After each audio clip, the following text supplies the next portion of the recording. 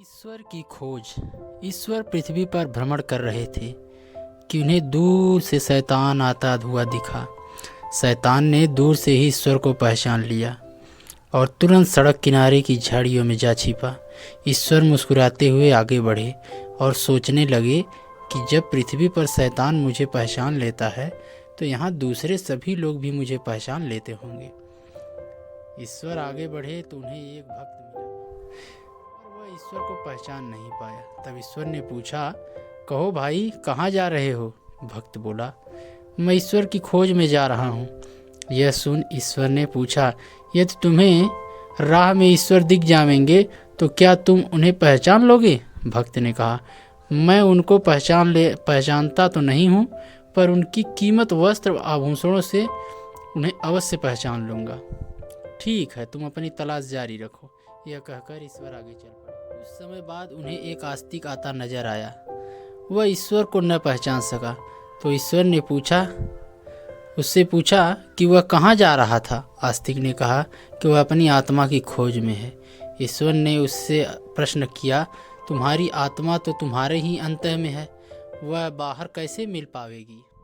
आस्तिक बोला, वह तो मुझे पहले भी बताया गया था, पर बाद में मुझे पता चला कि वह भटक गई है, अतः मैं उसे खोजने चला हूँ। तब ईश्वर ने पूछा, यदि तुम्हें राह में तुम्हारी आत्मा दिख जाएगी तो क्या तुम उसे पहचान लोगे? वह बोला, मुमकिन है कि मैं उसे पहचान लूँगा, क्योंकि सुना है कि उसमें ईश्वर का साथ तेज होता है। तब ईश्वर ने पूछा, क्या तुम जानते हो कि ईश्वर का तेज कैसा होता है?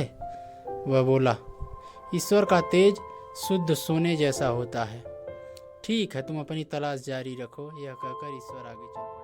आगे चलकर ईश्वर को एक नास्तिक मिला और वह भी ईश्वर को नहीं पहचान सका।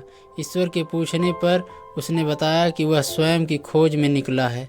यह सुनकर ईश्वर ने उससे पूछा, यदि राह में कोई तुम्हें मिला तो तुम कैसे पहचान लोगे कि वो तुम ही हो या फिर कोई और? वह बोला, यह बिल्कुल सरल है, जो भी ईश्वर की तरह तेजस्वी दिखेगा वह वही मैं हूँ। ठीक है, तुम अपनी तलाश जारी रखो। यह कहकर ईश्वर आगे चल पड़े और आगे चलकर ईश्वर को एक नन्हा बालक दिखा। ईश्वर ने उससे पूछा, बेटा, तुम अकेले कहाँ जा रहे हो? बालक बोला, मैं अपनी माँ को ढूंढ रहा हूँ। यह सुन ईश्वर ने प्रश्न किया, राह में तुम्हारी माँ अगर तुम्हें दिख गई तो क्या तुम उसे पहचान लोगे? बच्चा बोला, मेरी माँ तो बचपन में ही ईश्वर के पास चली गई थी, फिर भला मैं उसे कैसे पहचान पाऊँगा? पर मेरी माँ तो मुझे पहचानती है, वह दौड़कर मुझे अपने गले लगा लेगी। यह सुनकर ईश्वर ने कहा, यदि माँ ईश्वर के पास चली गई हैं तो तुम ईश्वर से ही क्यों नहीं पूछ लेते कि तुम्हारी माँ कहाँ है?